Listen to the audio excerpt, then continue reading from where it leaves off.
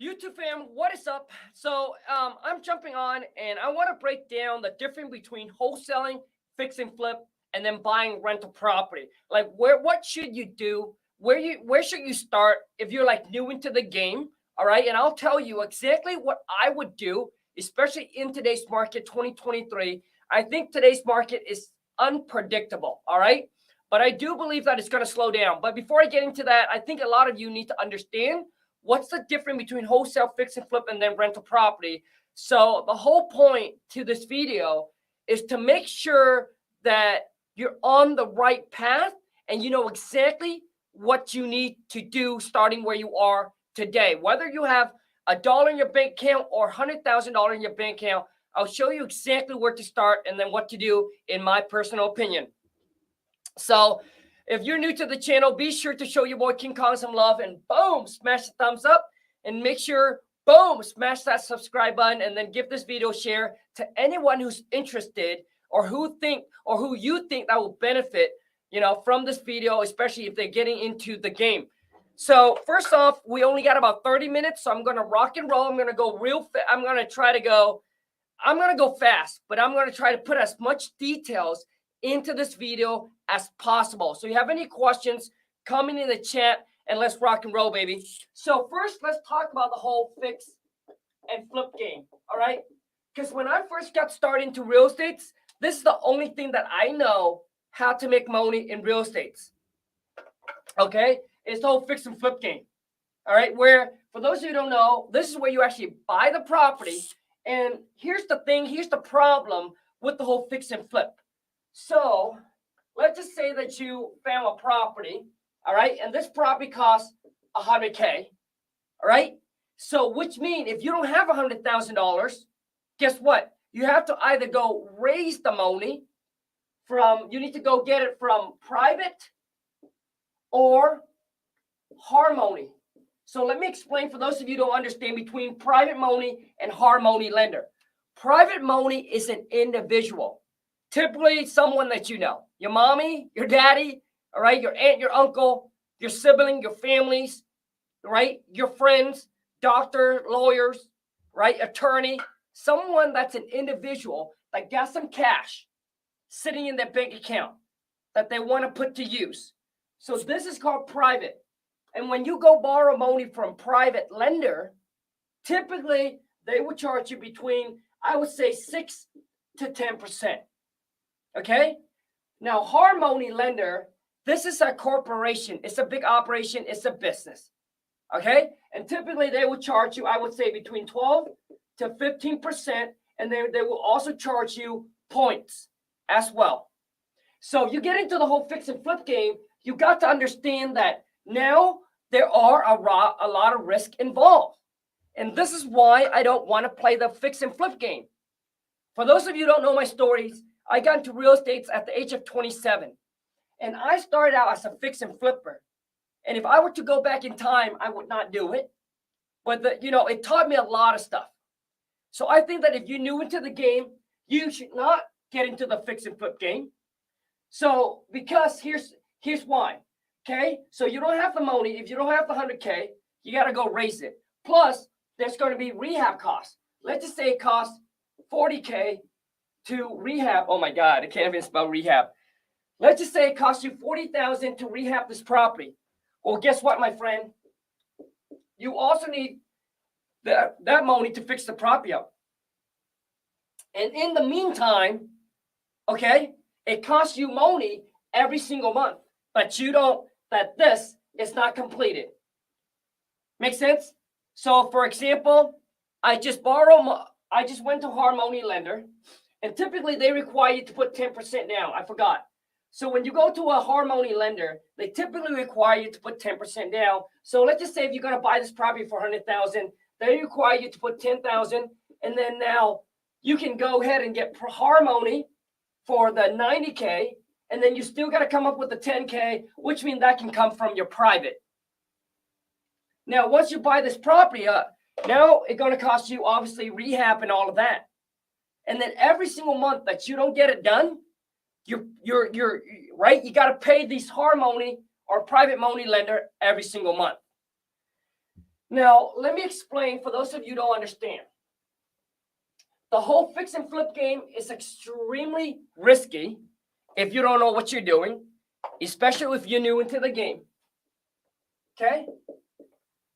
So every single month you don't get it done, it costs you money every single month. And let's just say, and typically it takes about 3 to 6 months, okay, to rehab the property, turn around, put it on the market, and then sell it. And then now you're able to recoup your money. And the thing with fix and flip is that majority of the people get very excited and they'll be like, well, Khang, I'm going to make 50K on the flip. But a lot of times when you get into the whole fix and flip game, when you start opening up walls, there's a lot of unknown. There's a lot. Now you got to deal with, these are things that you got to deal with. You got to deal with the city, permit, contractors, and I'm telling you, it's a headache. And it takes 3 to 6 months for you to recoup your money. And let's just say that the market, all of a sudden one day you wake up and the market just dropped by 15%. Well, guess what, my friend? Now, if you have one flip, right? If you have one fix and flip, that might not be a big deal. But imagine if you have 5 of them going on at the same time. And you don't have any reserve. And the markets just tank. My friend, this is what happened in 2008, 2009, where a lot of investors, all right, get freaking bankrupt and got put out of the game. So to me, this is the whole thing why I don't like the whole fix and flip. I did it for 4.5 years. And the worst thing with the whole fix and flip is just getting the right contractor. And I'm not saying all contractors, but 99% of the contractor out there, dude, unreliable, untrustworthy, and they don't get shit done when they say that they'll get it done. I'm not saying all contractor. It's really, really rare to find a good contractor. Now, if you're able to find a good contractor, then that's a different game. Okay? Now, that's a different game. But I still would not get into the fix and flip and buy anything that's heavy rehab, where you got to repair the foundation, where it's going to cost you $100K in rehab. If you're going to do it, I would stick with the cosmetic, something where you can get in and out in 30 to 60 days. Carpet, paint, right? Go in, get out, boom, quick. So now let's just say the cost of scaling the whole fix and flip. Now let's talk about scaling the whole fix and flip. I have friends that does 30 to 40 flips a month. Do you know how much it's got? He has 40 millions in hard money loan. 40 million. Every single month is costing him over 100K. You see, to scale the whole fix and flip game, it takes much more manpower, which means it's a bigger team. Bigger team means bigger headaches, bigger stress. And it requires a lot more capital, a lot of capital. If you want to do 1 to 2 flip a year, that's not a big deal. All right? But if you want to do just say 3 to 4 flip a month. If you just want to do 3 to 4 flip a month, it depends on which market you're in. But in some market, this could be millions of dollars that you're tying up. Millions. Could you imagine waking up and your overhead is 100K a month? Just paying in just paying harmony and contractor. Okay? So this is why I don't like the fix and flip game. It's just much harder to scale. And imagine if you want to do it in another city or another state, which means doing it virtually. Imagine how hard that would be to grow and scale. And the whole fix and flip game, guys, it's not like HGTV. And let me explain. HGTV, okay? Once again, for everyone that's on the live, man, if you enjoy this and if this does add value to you, please show your boy King Khang some love and boom, smash that thumbs up. Because when I first got into the real estate game, social media wasn't like it is today. Nobody told me about this. You see, it's not like HGTV. HGTV do not make their money from the whole fix and flip. They make it sexy and entertaining because that's where they make the money. They make the money off the TV show, my friend. They don't care if this flip lose 50K, 100K. It's because they're making millions, dude, millions from their TV ad sponsor.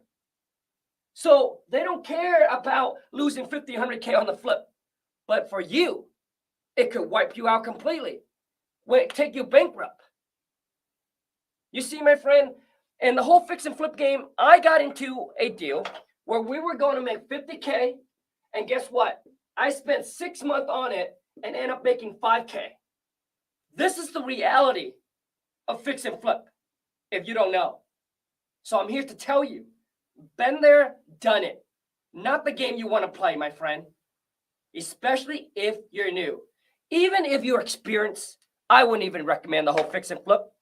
I would keep my life simple, and this is why I wholesale. And let me break down why wholesaling is the quickest, the safest way to make money in real estate. And it is the only game that you want to play. Let me show you. Okay? Now, for those of you who don't know what wholesaling is, comment in the chat. Wholesaling is simply all you do is you go find a distressed property with a motivated seller. You negotiate a deal with them, all right, with the seller. And then all you're doing, my friend, is you just put this property in a contract. And you know how much it costs you to be able to control this property? $10. That's how much it costs. So even if you put 10 under contract, costs you what? 10 times 10 tenths what? It's $100. That's how much it costs you to control 10 houses. $100. Could you imagine flipping 10 houses? Once again, that could be, you could be putting up millions of dollars. And then now all you're doing is that you're able to control this house. So think about this. Uber doesn't own any car, but they control all the car. They're the middleman that makes all the money. No stress, no headaches. They don't have to deal with the maintenance, the gasoline, nothing of the car. You deal with it, right? So all we do is we just control the property with a piece of paper. The contract costs you $10 to basically lock it up. And then all we're going to do is we're just going to find the fix and flipper and sell them the headaches, sell them the stress, man, right? We're going to find them, and then you're just going to sell them. And typically my average deal is between 20 to 25K. But in this case, let's just use an example of 10,000. You found this property, boom, 100K, lock it up for $10, find a buyer, sell for 110, make it quick, 10K, boom. Would you trade? My question to you is, would you trade risking $10 to make 10K? The answer is hell to the yeah, baby. And this is why I love wholesaling. So let's just say you got 10 property in a contract, you got $100 at risk. You wake up the next day, market tank 50%. You don't care. You don't care because all you got is $100, man, at risk. So the worst case is you go back to all these sellers and you renegotiate to get a lower price because the market's just tanked by 50%. And if they say no, you cancel the contract. You don't even lose your earnest money deposit. You can give it to them if you wanted to, but you don't lose your earnest money deposit because as a buyer, there is a thing what's called a contingent inspection contingent, which means within that time period, you as a potential buyer, you get to do your due diligence, inspect the property, and if you don't like it, you're able to back out, walk away with any reason. You don't need an inspector to inspect the property. You don't need no report. You don't need no letters. You don't need nothing. You can just call the seller up and say, hey, today I don't feel like doing anything.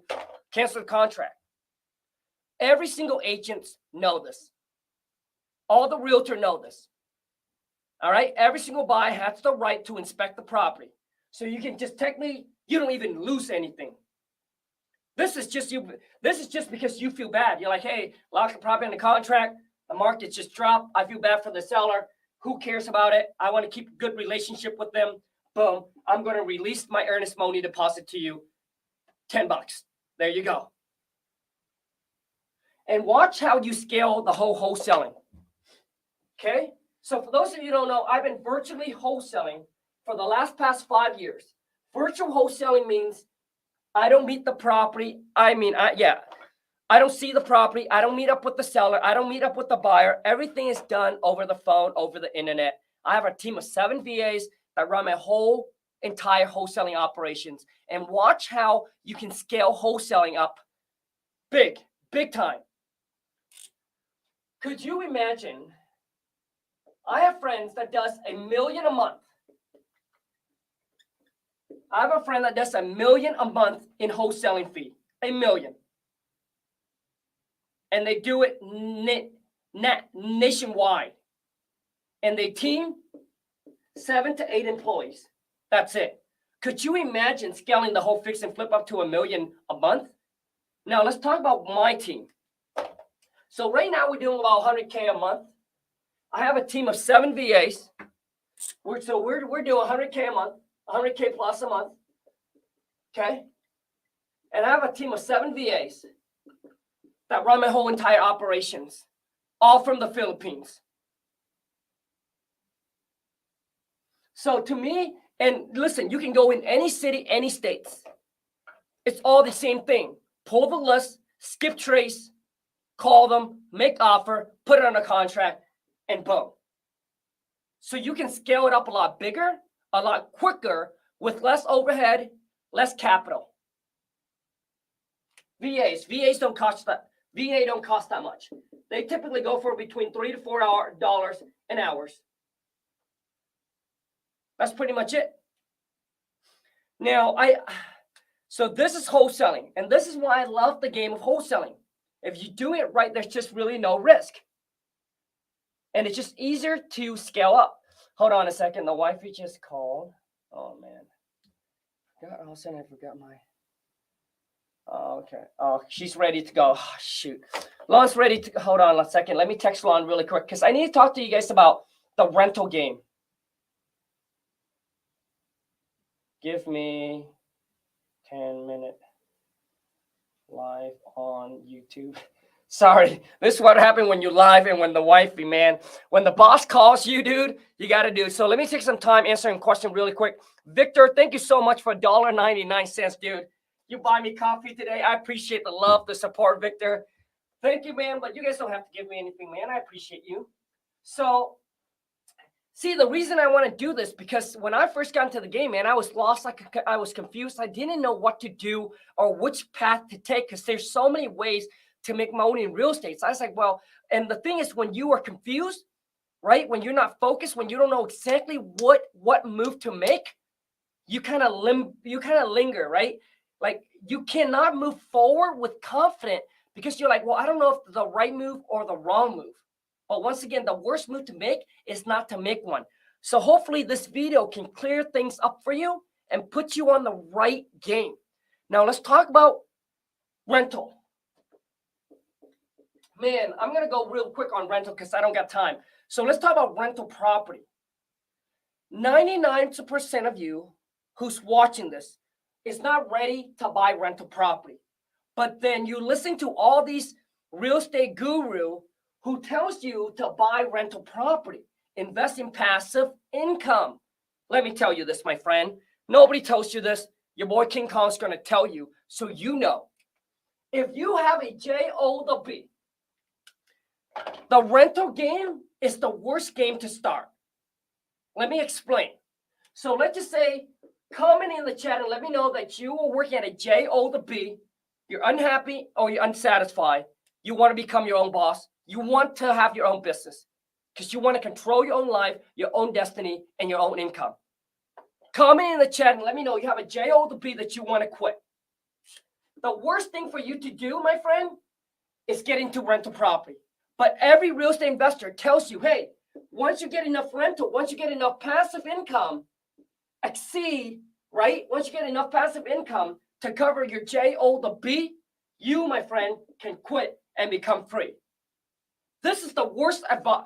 Dude, this game here, worse. because this is a 20 to 30 year game plan. Let's just even say that you make 5K, 5,000 a month. I'm using a number, right? Let's just say you make 5,000 a month from your JO to B. You hated it. You want to quit it ASAP. But then you listen to all these people telling you to buy rental property. Let me explain to you guys so you understand. So let's just say that you make 5K a month, and let's just say that you have 20K save up, okay? And you listen to these people say, hey, get into real estate, buy passive income, all right? So that way one day you can quit your JO to B. Boom. Let's just say you got 20K save up, and then boom. You found this property, it's 100K. You go to the bank, you get a loan on it, you put your 20% down, okay, to buy your first rental. Did you know that you took your $20,000, you put into this rental? Did you know how much this rental pays you? We're best $250 a month. Do you think this is enough to quit your JO to B? You think $250 a month is enough to change your life? No. If you see, so you take your $20,000, you're still stuck at the JO to B, you save up the 20G, you park it into the rental. You want to buy your first rental because that's what everybody said, passive income, passive income. But after the mortgage, the expense, the utilities, the maintenance, all of that, you, my friend, if you buy it right, if you buy it at the 1% rule, if you buy it right, you will net $250 per door, per unit. So if you take 250 times 12, that will give you $3,000 a year. You think that's enough? No. And this $3,000, my friend, that you save passive, if the renter moves out, guess what, my friend?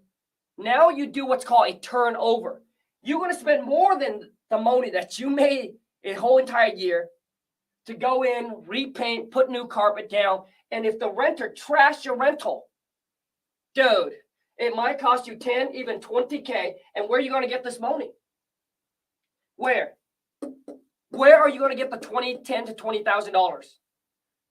Because you took your saving already, you dump it in here, thinking that you buy passive income. Where?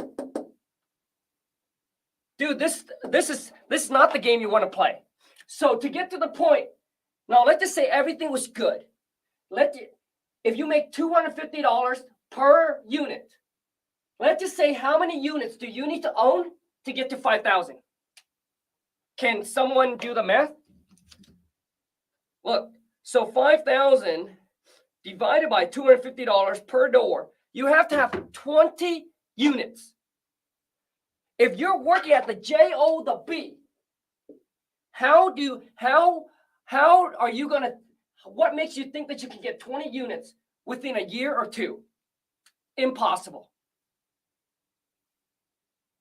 Unless you go the route where you go race private, harmony, but that's a whole nother game, man. Right? Just think about it. That's why this game is the 20 to 30 year game plan until you can quit. Now listen, if you want to, okay, now listen, if you're happy, you're satisfied with your JO to B, and you like it, you don't want to change anything. You love it, you want to continue working there, that's great. Then you should go ahead and start buying rental property. You should. Now, this is for people who want to quit the JOB ASAP. This is not the game plan you want to play, but if you love your JOB, you want to stay working there until you're 65, put your money in a 401k, get some passive income, then go ahead, buy rental property. Because rental, my friend, is a slow game. You see, here's what you should do. Now, a lot of you say, well, Khang, what if I do the cash out refi? Yes, you can. You can go ahead and play the cash out refi game. But same thing, man. Same thing, cash out refi. Cash out refi. So basically to do a cash out refi, the bank require you to hold that property for at least 6 months. So which means you can buy 2 houses. Okay, you can buy 2 houses a year. How many people, dude, just work at a regular JO to B can buy 2 to 3 4 houses a year? honest speaking, said the burst strategy. Dude, listen to me, man. Like, you just don't understand the game. Yes, you can do the burst strategy, man. I understand, dude. But who do you know? Let me ask you the next question. Who do you know that got rich by working at a J.O. the B and then do the burst strategy to the point where they can make 20 to 30K a month plus? Who do you know? Let alone 100K a month. Who do you know? Who do you know? Who do you know that got rich, work at a J.O. the B, and then boom, do the burst strategy to the point where they can make 20 to 30,000 a month every single month, or even 100K a month? Who? I don't know about you, but I know nobody. Uncle G, Grant Cardone now becomes a billionaire. He do not become a dude. He started out as, so here's what you need to do, man. I need to put you guys on a game so you guys understand. Everybody that got rich, my friend, built a business. The rental, the real estate, the rental property is not for middle class or poor people. It's for the rich people, for the people who already make a boatload of money. So let me explain. So instead of taking your 20K and park it into a rental that pays you $250 a month, okay? You need to take this, dude, and you need to build your own business. This is the quickest way for you to quit your J.O. the B. Dude, if you're making 5K from your J.O. the B, if you just build your business, so let's just say you get into wholesaling. One property can make you $25,000. If you just do that once a month, dude, you can quit the J.O. the B within a year. Within 1 year. Do you think that you can do that with this? You think? No. So you need to take that 20K, dude, invest into your building up your business to the point where your business can make $20,000 to $30,000, okay, a month. That, my friend, is when you're ready to buy real estate. You see, all of you guys need to understand the game, man. Rental property is only for the rich. So let me explain. Once you're able to make 20 to 30K a month, now you're paying a lot of tax to Uncle Sam. You're paying between 35 to 40%. So these people that are making, dude, way more than this, 100K, $1 million a month, they'll be like, oh shit, if I leave the money in the bank, it will depreciate. So where do I need to put this? All right. So that way it goes against, so that way it can beat inflation. And instead of paying 30 to 40%, where can I park the money so I can pay less in taxes? So they don't care about making $250 a month, my friend. Their goal is how can they save less in tax, because that would have saved them 30 to 40%. And it's the only thing that will go against inflation. So they park it into real estate, my friend. That's why. This is just a place for them to park. So they can do, so for them, tax write-off. And then over time, 20 to 30 years, they know this property will worth 5 to 10 times, 20 times more. Does that make sense? You see, because once you're able to build a business to the point where you're making so much money every single month, and if you buy a piece of property, and if anything happens and it needs 10 to 20K to rehab, you're like, boom, I can afford that. Boom, I can afford that. But if you're working at a J.O. the B and all of a sudden, dude, oh man, you guys need to understand, man. So if you're just working at a J.O. the B, man, okay? And then all of a sudden, dude, your renter move out, destroy the property. Now it needs 10 to 20K to rehab. Where are you going to get that money? Where? Now you're stressing out, right? Because you don't got that money. Well, then you either put it on your credit card or you go to the banky and you get a loan. Make sense? So this is not the game you want to play. So the game is build the business, get rich first. That's the game. You got to get rich first, and then, my friend, then you get wealthy. It's a stepping stone.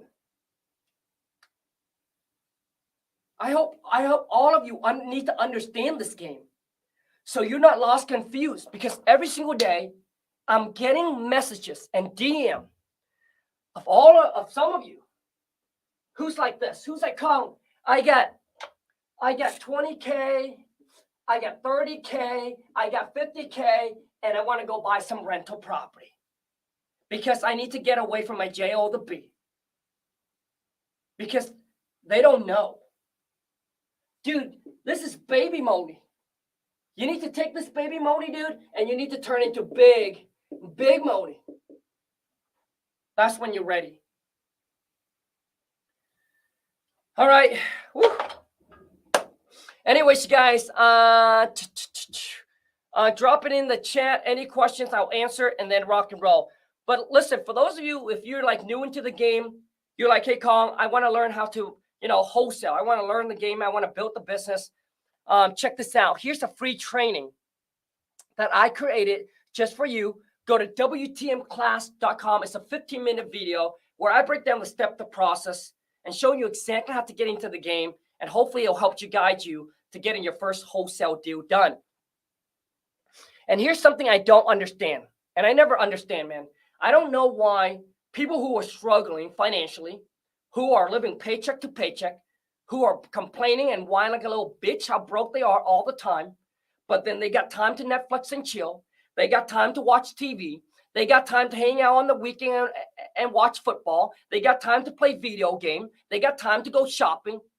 I just don't understand. If you're broke, dude, if you're whining and complaining, if you're not happy and satisfied with where you're at financially, you do not have time for all of that. The only time you got is to get that money, to educate yourself, focus on building a business, and become financially free. You don't got no time for BS and chit-chat. And it's the same people who whine, complain like a little bitch about how broke they are. It's also the one who has a nice apartment, a big house, nice fancy car, wearing these, dressed up in designer clothes. Always. It's always the brokies, dude, that are always so focused on looking rich. And that's why they stay as a little bitch. And I'm here to tell you, focus on what matters. What matters, my friend, is to get rich, become financially free. Because only then you can control your own destiny. You're able to wake up whenever you want, do whatever you want, wherever, and with whoever the F you want. And you can stop being a little bitch. Khang, is getting buyer for no market deals the same as off market deal? Yes, Kevin. Whether it's on market or off market, man, it's the same thing, dude. Getting buyers, same thing. So how you take it to big money, dude? El Chapo. El Chapo sounds sexy, huh? El Chapo, dude. So what you need to do, dude, is you need to take your baby money, your 20, your 30K, dude, and then you need to build a business, bro. It's the only way where you can take your 20K and turn it into 200K and then hopefully 2 million. Okay, majority of you cannot get to the 2 million, man. But it's the only way. And dude, you do not want to take this baby money and put it into stocks or crypto, because all you're doing is you're trying to get lucky. You need to build a high income skills, a business that require you to increase your value, your skill set. Because what, dude, not trying to get lucky, okay? And majority of the time when you try to get lucky, dude, that thing will end up to be zero. And then you whine and complain like a little bitch. Because instead of betting on yourself, where you're going to build your business, you're betting on yourself, you're betting on luck. And my question to you, dude, is why would you bet on luck versus yourself? Have faith, be confident. You have everything it takes. You just need to put in the work, stay committed, and need to understand that success don't happen overnight. It happens over time.